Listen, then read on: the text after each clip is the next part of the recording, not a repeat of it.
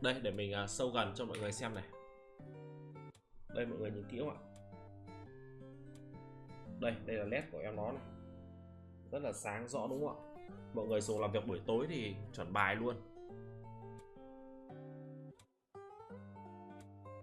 Đây, các họa tiết này rất là đẹp.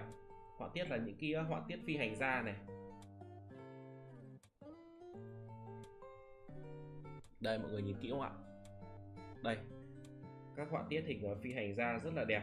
Tông chủ đạo của bộ này là tông trắng đen. Mọi người có thể lắp bộ này lên cả bàn phím màu trắng và cả bàn phím màu đen.